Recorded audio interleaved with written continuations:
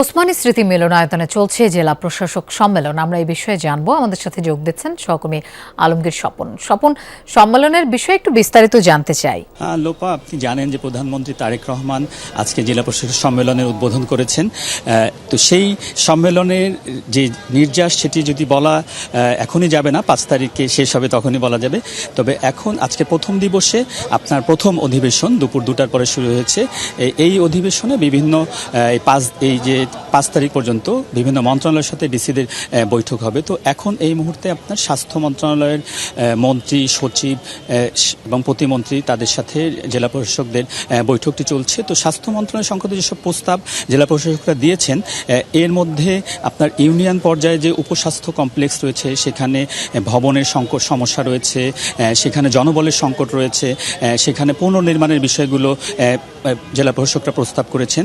রংপুর বিভাগীয় কমিশনার তিনি একটি প্রস্তাব করেছেন, সেটা হলো রংপুর বিভাগে একটি ১,০০০ শয্যা বিশিষ্ট হাসপাতাল নির্মাণের প্রস্তাব দিয়েছেন। এর পাশাপাশি আপনার যে প্রতিবন্ধী যারা আছে তাদের যে বিনামূল্যে যাতে তারা চিকিৎসা নিতে পারে এই বিষয়ে এই প্রস্তাবগুলো আছে, যেটা আমরা দেখেছি। এরপরই এই স্বাস্থ্য মন্ত্রণালয়ের সাথে বৈঠক শেষে আপনার শিক্ষা, প্রাথমিক শিক্ষা এবং কারিগরি শিক্ষা মন্ত্রী, প্রতিমন্ত্রী, সচিবদের সাথে ডিসিদের বৈঠক হবে। তো সেখানে যেসব প্রস্তাব আমরা দেখেছি, সেখানে এই শিক্ষা মন্ত্রণালয় সংক্রান্ত প্রস্তাব অনেক বেশি। তো এখানে একটি প্রস্তাবে আমরা দেখেছি যে বিভিন্ন স্কুলে যেটা হলো আপনার যে আইসিটি, তারপরে গ্রন্থাগারিক এবং অন্য ধর্মের যে শিক্ষকের সংকট রয়েছে, তো সেই সংকটের প্রস্তাব এক জেলা থেকে এসেছে। আরেকটা জেলা থেকে প্রস্তাব দেওয়া হয়েছে আপনার যে সিলেট বিভাগে যেসব আপনার চা বাগান আছে, সেখানে প্রত্যেকটি চা বাগানে একটি করে সরকারি প্রাথমিক বিদ্যালয় স্থাপনের প্রস্তাব দেওয়া হয়েছে। এর পাশাপাশি ওইখানে যে বেসরকারি যেসব স্কুল আছে মাধ্যমিক, তো সেই সব স্কুলকে জাতীয়করণ করার প্রস্তাব দেওয়া হয়েছে। এর পাশাপাশি আপনার সিলেটের পাশাপাশি শিক্ষা মন্ত্রণালয়ের আরও যেসব প্রস্তাব আছে সেগুলো নিয়ে এখানে আলোচনা হবে।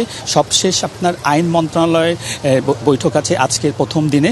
সেই আইন মন্ত্রণালয়ের বৈঠকে একটি প্রস্তাব ময়মনসিংহের জেলা প্রশাসক তিনি দিয়েছেন। জানেন যে প্রতিটি জেলায় সরকারের একজন আইন কর্মকর্তা থাকে, তাদেরকে জিপি বলা হয়, এবং একজন এজিপি থাকে। তো তাদেরকে যেন প্রতিযোগিতামূলক পরীক্ষার মাধ্যমে নিয়োগ দেওয়া হয়, এই প্রস্তাবও আছে। তো এই প্রস্তাবগুলো নিয়ে আলোচনা হবে, নতুন এখানে ধারণা দেওয়া হবে, মন্ত্রীরাও নির্দেশ দিবেন। তো এরপরেই হলো আজকে রাষ্ট্রপতির সাথে জেলা প্রশাসকদের বৈঠক আছে, সেখানে ভোজেও তারা অংশগ্রহণ করবেন। লোপা, স্বপন, আপনাকে ধন্যবাদ আমাদের সাথে যোগ দেওয়ার জন্য।